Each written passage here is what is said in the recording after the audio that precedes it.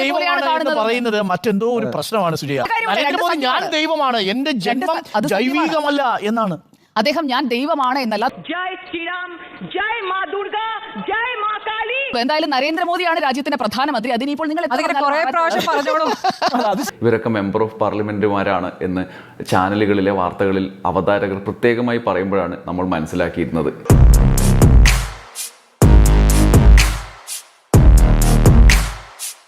നമസ്കാരം. നിങ്ങളുടെ മുമ്പിലേക്ക് ആദ്യം ഞാൻ 2 കാഴ്ചകൾ കാണിക്കുകയാണ്. ഒന്ന് 2019 2019 കേവല ഭൂരിപക്ഷത്തോടെ BJP അധികാരത്തിലേറിയ ദേശീയ സർക്കാരാണ് നിലവിൽ വന്നിരുന്നത്. അന്നത്തെ MP-മാരുടെ സത്യപ്രതിജ്ഞ പാർലമെന്റിൽ നടക്കുന്ന സമയത്തെ കാഴ്ചകൾ ഒരു ചിത്രത്തിലൂടെ പെട്ടെന്ന് നമുക്ക് കാണാൻ കഴിയുന്നതാണ്. അമ്മാതിരി ദൃശ്യങ്ങളാണ് അന്ന് പാർലമെന്റിൽ ഉണ്ടായത്. ജയ് ശ്രീരാം വിളികൾ, പ്രാകൃതമായ ആചാരങ്ങളുടെ ശൂലവും കുന്തവും ഒക്കെ ആയിട്ട് വരുന്ന കുറേ ആളുകൾ, ഇവരൊക്കെ മെമ്പർ ഓഫ് പാർലമെന്റുമാരാണ് എന്ന് ചാനലുകളിലെ വാർത്തകളിൽ അവതാരകർ പ്രത്യേകമായി പറയുമ്പോഴാണ് നമ്മൾ മനസ്സിലാക്കിയിരുന്നത്. ജയ് ശ്രീറാം, ജയ് മാ ദുർഗ, ജയ് മാ കാളി, ഭാരത് മാതാ കി ജയ്. ജയ് ജയ് ശ്രീറാം. രാധേ രാധേ.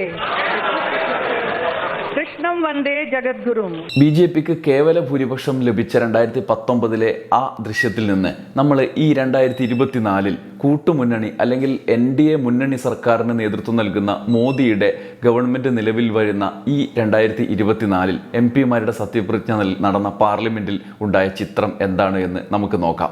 ഭരണഘടന ഉയർത്തിപ്പിടിച്ചുകൊണ്ട് MP-മാർ, പ്രതിപക്ഷ MP-മാർ ശക്തരായി നിൽക്കുന്ന കാഴ്ചയാണ്. കേരളത്തിലെ MP-മാർ ഉൾപ്പെടെ ഇന്ത്യ മുന്നണി ഒന്നാകെ ആവേശത്തിമിർപ്പിൽ പ്രതിപക്ഷത്തിൻ്റെ ശക്തി തെളിയിച്ചുകൊണ്ട് രംഗത്ത് വരുന്ന ചിത്രമാണ്. ഈ 2 ചിത്രങ്ങൾ പറയും, ഒന്നാം മോദി സർക്കാർ കഴിഞ്ഞ് 2019 ഇന്ത്യ അക്രാമകമായ ഹിന്ദുത്വ രാഷ്ട്രീയത്തിലേക്കുള്ള വഴിയിലേക്കുള്ള സ്റ്റെപ്പ് വയ്ക്കുകയാണോ എന്ന് പേടിച്ചിരുന്ന കാലത്ത് നിന്ന് ഇന്ന് 2024 ഒരു മുന്നണി സർക്കാരിനെ നയിക്കുന്ന നരേന്ദ്രമോദി നേതൃത്വം നൽകുന്ന ദേശീയ സർക്കാർ എങ്ങനെയാണ് ഈ യൂണിയൻ സർക്കാർ മുന്നോട്ട് പോകാനുള്ള വഴിയിലിരിക്കുന്നത് എന്ന് മനസ്സിലാകും. ഒരുപക്ഷെ ജനം കൊടുത്ത തിരിച്ചടിയാണ് ഈ മോദി സർക്കാരിൻ്റെ ഇന്നത്തെ റിസൾട്ട്, അല്ലെങ്കിൽ ഇന്ന് നേതൃത്വം നൽകുന്ന മോദി സർക്കാരിൻ്റെ സൃഷ്ടി എന്ന് തന്നെ പറയേണ്ടതുണ്ട്. കാരണം ഇതൊരു ഭരണ തുടർച്ചയ്ക്കുള്ള വിധിയല്ല എന്നുള്ള വായനയ്ക്കാണ് നമ്മുടെ ഈ റിസൾട്ട് പ്രേരിപ്പിക്കുന്നത്.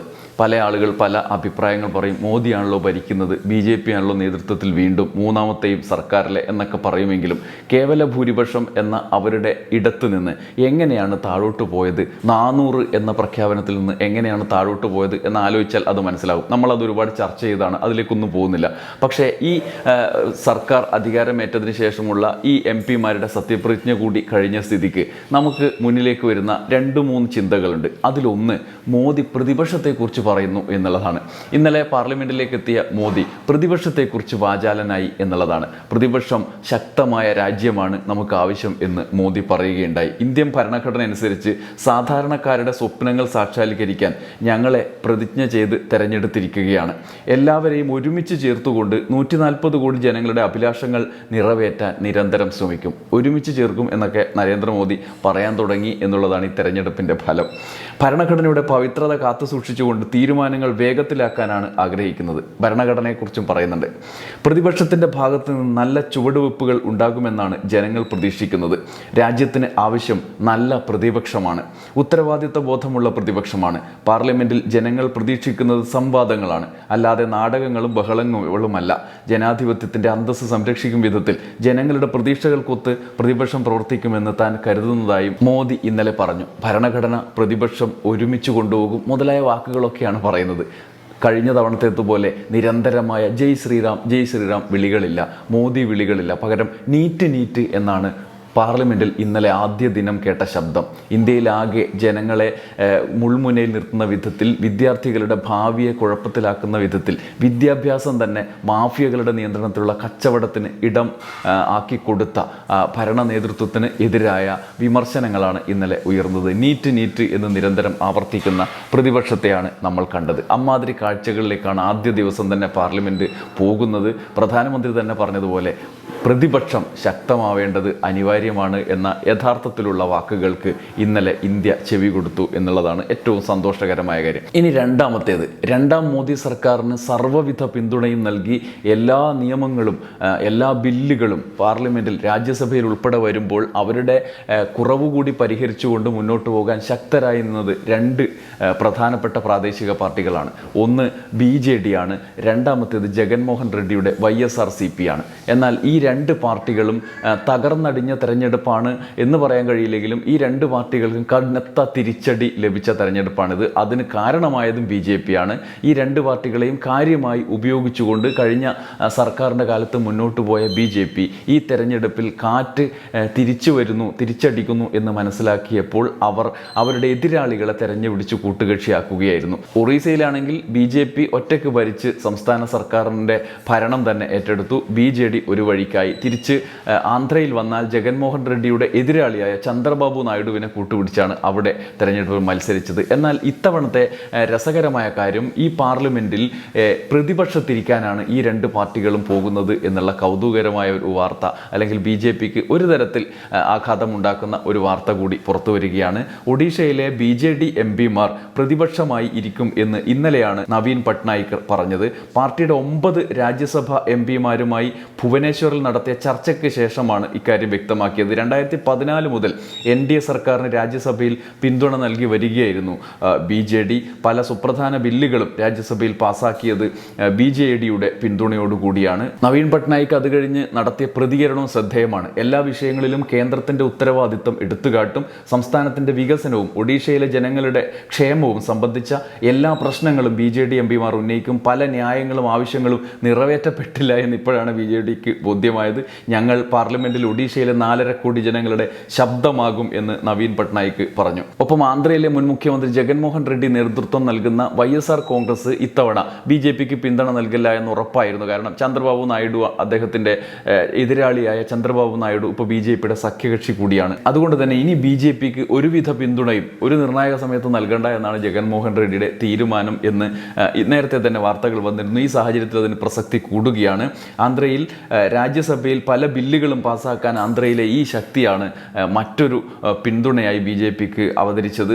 YSR കോൺഗ്രസിൻ്റെയും BJDയുടെയും പിന്തുണയാണ് മുത്തലാഖ് ബിൽ, ജമ്മു കാശ്മീർ പുനഃസംഘടനാ ബിൽ, ഇങ്ങനെ ഒരുപാട് ബില്ലുകൾ, ഇന്ന് ചർച്ചയായിരുന്ന ഒരുപാട് ബില്ലുകൾ പാസ്സാക്കാനുള്ള സഹായമായി പിന്തുണയായി എത്തിയത് എന്നുള്ളതാണ്. ഇതാണ് രണ്ടാമത്തെ കാര്യം. NDA സർക്കാർ അധികാരത്തിലേറി MPമാരുടെ സത്യപ്രതിജ്ഞ കഴിഞ്ഞ ആദ്യ ദിവസം, അതിനുശേഷം രണ്ടാമത്തെ ദിവസത്തിലേക്ക് കടക്കുന്ന ഘട്ടത്തിൽ എങ്ങനെയാണ് BJP ഇനി പ്രശ്നങ്ങളെ നേരിടേണ്ടത് എന്നുള്ളതിൻ്റെ ഒരു ഗ്രൗണ്ട് തെളിഞ്ഞിരിക്കുന്നു എന്നുള്ളതാണ് പ്രധാനപ്പെട്ട കാര്യം. കഴിഞ്ഞ 5 വർഷത്തേതുപോലെ എളുപ്പമല്ല എന്ന് മാത്രമല്ല കഠിനമായ വഴികളിലൂടെയായിരിക്കും പോകേണ്ടി വരിക.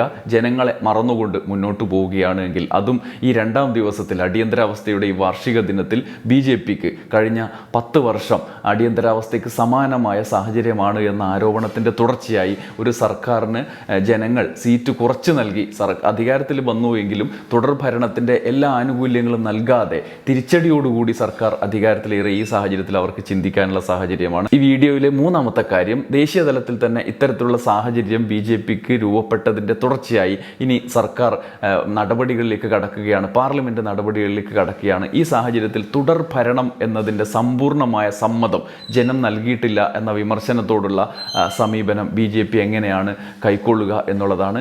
റിപ്പോർട്ടർ TVയിൽ മീറ്റ് ദ എഡിറ്റേഴ്സിൽ കഴിഞ്ഞ ദിവസം നടന്ന ചർച്ചയിൽ ഉണ്ടായ പ്രതികരണം ശ്രദ്ധേയമാണ്. അതിൻ്റെ ഒരു മാതൃകയായി നമുക്ക് ഉദാഹരിക്കാവുന്നതാണ്.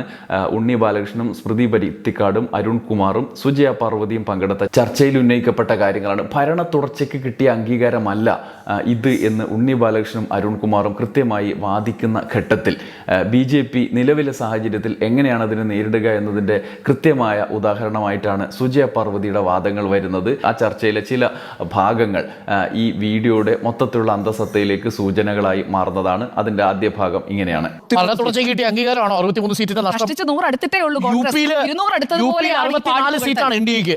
ഇപ്പൊ എത്രയാ സീറ്റ്? അധികാരത്തിലേക്ക് മൂന്നാം വട്ടം വന്നത് NDA ആണ്. യു പിയിൽ സീറ്റ് പോയിട്ടുണ്ട്. യു പിയിൽ എന്തൊക്കെയായിരുന്നു പ്രചാരണം നടത്തിയത്? ഹരിയാനയിൽ പോയി, രാജസ്ഥാനിൽ പോയി, ബംഗാളിൽ പോയി, ഭരിക്കുന്ന ഹിമാചലിൽ കോൺഗ്രസ് തീർച്ചയായിട്ടും പ്രധാനമന്ത്രി നരേന്ദ്രമോദിയാണ്. പക്ഷേ നരേന്ദ്രമോദി 2014 19 മോദിയല്ല. രാഹുൽ ഗാന്ധി 2014 രാഹുൽ ഗാന്ധിയും. അദ്ദേഹത്തിന്റെ പേര് ഇന്നും സത്യപ്രതിജ്ഞ ചെയ്തത് അങ്ങനെ തന്നെയാണ്. നരേന്ദ്ര ദാമോദർദാസ് മോദി എന്ന് തന്നെയാണ്. NDAയുടെ മൂന്നാമതും പ്രധാനമന്ത്രിയാകുന്ന വ്യക്തി തന്നെയാണ്. അങ്ങ് എത്ര പറഞ്ഞാലും മോദി എന്ന് കേൾക്കേണ്ടവർ കേട്ടിട്ടുണ്ട്. അങ്ങ് നീറ്റിലേക്ക് ശ്രദ്ധിച്ചത് കൊണ്ടാവും. അതെ, നീറ്റ് എന്നാണ് ഉയർന്നു കേട്ടത്. അത് ഓരോരുത്തരുടെയും താല്പര്യമാണല്ലോ. പക്ഷേ അത്ര ബലം പോരായിരുന്നു. ബലത്തിൽ കുറവുണ്ടായിരുന്നു. അതെ, അത് ബലത്തിന്റെ തീവ്രത നിങ്ങൾ അളന്നോളൂ. എന്തായാലും നരേന്ദ്രമോദിയാണ് രാജ്യത്തിന്റെ പ്രധാനമന്ത്രി. അതിനിപ്പോൾ നിങ്ങൾ കുറെ പ്രാവശ്യം പറഞ്ഞോളൂ. അത് ശരിയാണ്. ഉറക്കം നടിക്കുന്നവരെ ഉണർത്താൻ വേണ്ടി പലതവണ പറയേണ്ടി വരും. ഞാനത് പറയും. ഇപ്പൊ ഇന്ത്യയുടെ പ്രധാനമന്ത്രിയാണ് നരേന്ദ്ര. അല്ല, എല്ലാ ദിവസവും രാവിലെ എഴുന്നേറ്റ് മറ്റേ ആന്ധ്രാഭവനിലോട്ടാ ദോഷം. എല്ലാ ദിവസവും രാവിലെ എഴുന്നേറ്റ് ആന്ധ്രാഭവനിലേക്കും കർണാടക ഭവനിലേക്കും നോക്കിക്കൊണ്ടാണ് രാജ്യത്തിന്റെ പ്രധാനമന്ത്രി ഭരിച്ചുകൊണ്ടിരിക്കുന്നത്.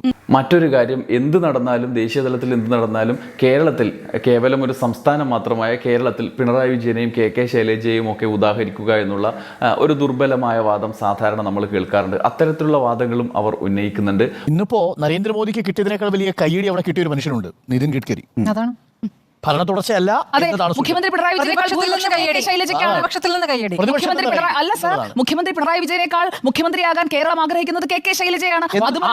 അങ്ങനെയാണെങ്കിൽ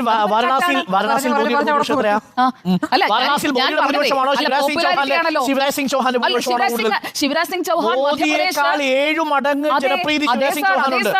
ഇതൊരു ഏകാധിപത്യ സ്വഭാവമുള്ള പാർട്ടിയല്ല. പല നേതാക്കൾ സ്വഭാവമുള്ള പാർട്ടിയല്ല. ഒരു ക്യാപ്റ്റനിൽ മാത്രമല്ല, ഒരു ക്യാപ്റ്റൻ പറയുന്നതല്ല. ക്യാപ്റ്റൻ അല്ല സർ, ദൈവമായിരുന്നു. ഓ, അത് ശരിയാ. കാരണഭൂതൻ ദൈവം, അതൊക്കെ ആ പാട്ടിലുണ്ടായിരുന്നല്ലോ. കഴുകൻ പാട്ട്. അത് നാട്ടുകാരെ പറഞ്ഞു, ഇത് സ്വന്തമായിട്ട് പാട്ടിലുണ്ടായിരുന്നു സർ.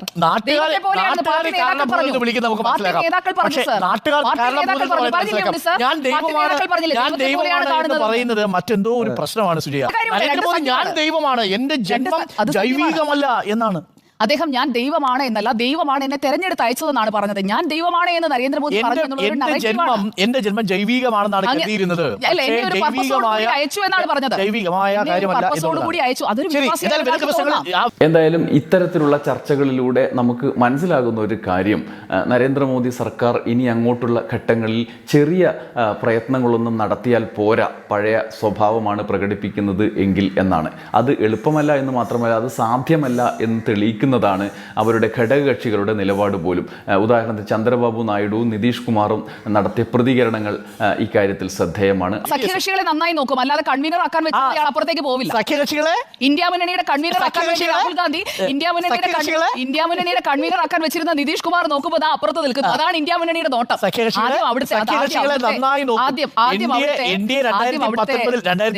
മോദിയുടെ രണ്ടാം ഘട്ടത്തിൽ NDA എത്ര തവണ കൂടി? അല്ല, ദയവ് ചെയ്ത് ഇന്ത്യ മുന്നണി രൂപീകരിച്ചതിന് ശേഷമാണ് NDA 2023 4 വർഷത്തിന് ശേഷം അതായത് മുഴുവൻ ആളുകളെയും വിളിച്ചുകൊണ്ട് NDAയുടെ ഒരു യോഗം പിന്നെ നരേന്ദ്രമോദി വിളിക്കുന്നത്.